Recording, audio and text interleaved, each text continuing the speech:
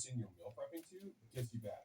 So number one is groceries. So all the time you spend driving to the store, coming back from the store, unloading the groceries into your pantry, all of that time. The next is meal planning. Because believe it or not, you're thinking, well, what am I going to have for dinner tonight? And that takes mental bandwidth.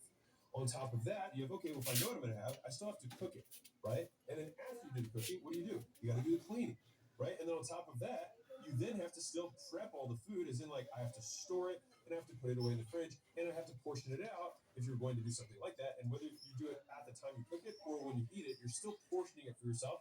It still takes time, and it still takes bandwidth. And the average American spends 13.5 hours per week. Huge. Per week, right? That's 2 full work days. Think about that, right? 13 and a half hours a week just doing this stuff that's not really value additive. And so right now, you can get 2 meals a day, which is what I recommend. Have a shake in the morning, do a lunch and a dinner, makes it very easy, times 30 days per month. And that's about $750 per month. That sounds like a big ticket, but remember, you're not buying groceries anymore. You're not buying anything else because all of that food is getting delivered. Just don't eat anything besides that. It also, as a side note, is a great way to get in shape if you're a little bit overweight. Now, I will give you an alternative if you're somebody who likes to have a little bit more variety. There's a lot of, I would say, self-finance, whatever, type people. They'll say, never eat out and all that kind of stuff. I would say just my life exists as an exact opposite. I eat out all the time. And I just see this as more flexible meal prepping that another business does more efficiently than me. And so for a period of multiple years, I ate Chipotle twice a day, and it came out as like 500 plus transactions at Chipotle that my accountant told me. He was like, I can't believe you're spending so much money. I was like, you're thinking about time I'm saving. And also, I was like, look at my grocery bills. They're non-existent because only thing I was buying was Red Bull and Coke Zero. Right? So if you want to Uber Eats or you want to order and have somebody delivered to you, I think it's totally fine. It does cost a little bit more, but net, it's up to you. So boom, 13 and a half hours saved. But we're not done yet. So this is laundry. And guess what? The average American spends, do you think it's 1 hour, 2 hours, 4 hours a week? That's a half a work day. 4 hours per week doing clothes cleaning related activities. So that means 30 minutes a week sorting your actual stuff and folding it, putting it away is like an hour plus per week. Washing and drying cycles typically have to be close to it. It's 2 hours a week. And so in total, it's 4 hours per week, which is 16 hours per month. All right. So again, boom, we just found 2 work days right there per month. And so the question is, okay, well, if you can get 2 full work days back, you should totally do that. Well, how much does it cost, right? Well, you can do drop-off service. Drop-off service is usually $1.50 to $2 a pound, right? At least in the U.S. today. All right. And so most people average 30 to 40 pounds a month. Unless you're crazy, you're a big fashion icon. I don't know. I mean, I'm obviously a fashion icon, so I know all about this. But the monthly cost is somewhere in the neighborhood of $60 to $80. Now you might be wondering, like, why didn't I start with this one rather than the groceries? The reason I like the groceries one is I think it's for many people they want to get in shape better. This can check multiple boxes. Like you can have better energy, you can clear up your skin if you eat too much oily shit, you can lose weight and save time. It just like it checks so many boxes up front. It's one of the first things I recommend. This one is small and obvious. Like I've not met many founders who are like, you know what I really look forward to? Laundry. Right? Like just never heard it. Some people love cooking, different thing. But as far as your daily drivers in terms of activities, not worth it. So there's a picture of Layla and I actually sitting outside of laundromats, working on our laptops. We did this because we were actually moving around the country so often that it was very difficult for us to find like a specific launderer, I guess you could call it. It was actually just faster. So as a side note, I actually think that laundromats do make sense, especially if you waste a whole day going from laundry to cleaning to dry all day long while you're watching the football game. Second, get your laundry and stuff taken care of. Then you've got your cleaning for the house. Get that taken care of next. This one, I would say make this 0. You should for sure do this, but I didn't want to start with sleep because it wasn't an hours thing, but I think super important. Okay. After that, you've got your lawn care and all that other jazz. All in, we have 7 if we include our 0. And so you can do them in this order, and they cost this much. And it's one of the highest returns you can get on your time, more than the S&P 500. Go spend this money so you can increase your active income rather than obsessing over passive, and you will thank yourself for it in a few years.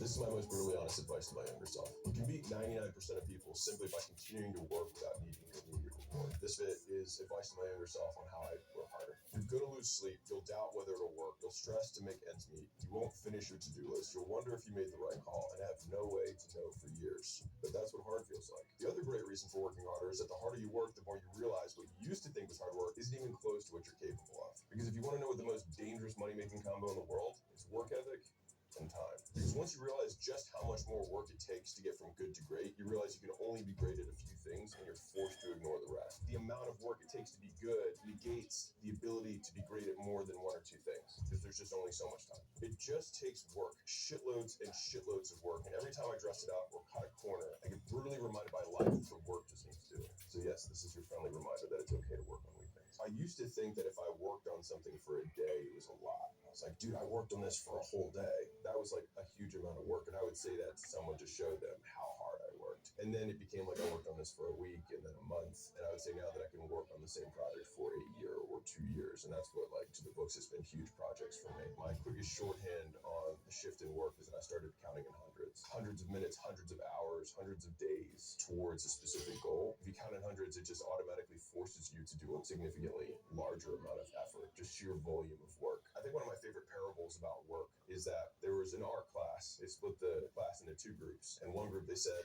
make the absolute best pot and turn in one pot. And the other group, they said, make as many pots as you possibly can. At the end of the semester, the team that had to make as many pots as humanly possible not only made more pots, but also ended up making better pots than the one that spent all of their time trying to make one. I think a lot of people need that permission to have a lot of shitty first drafts in order to start working harder on anything, but that's not how I operate. Because for me, I'd rather spend a lot more time on my first draft so I don't have to make so many more edits. If you do it the right way, you realize how many hours you're going to have to put into something. And usually, most people that I feel like haven't done that level of effort confront the work and then they get scared about it. I have to find a different way. This can't actually be how people do this. That is how you do it. The work just needs doing, and no one's going to do it for you. I started with a normal hourly job, and I think a lot of people do. A lot of early job thoughts or lessons are that when you show up to work, you are working because you're getting paid to be there. When you start working for yourself, you're not getting paid to be there. You're only getting paid on what you do. I've gone on vacations with other entrepreneurs. They're like, man, we had a crazy work day. I was like, I was with you, homie. Like, that was not a work. These are off days for me. Like, these are like real work days. Because work occurred, it to me is not a work day. Unless I have a clear output for what I have done or moved forward, work didn't happen. The longer you can delay when you need to be rewarded for the work that you do, the greater the outcome. It's kind of like a plane taking off.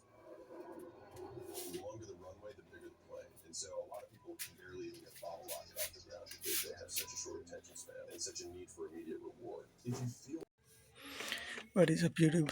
Talking to the camera after like number of vlogs which I haven't spoken to the camera.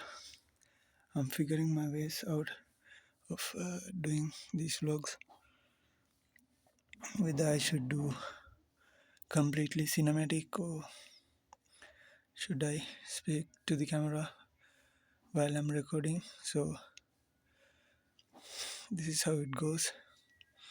And today I had arms and shoulders.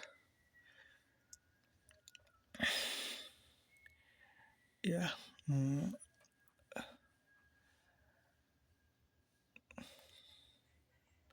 I have so many things to say, but I can't put it into words. So I hope I'll stop it from here. See you in the next one.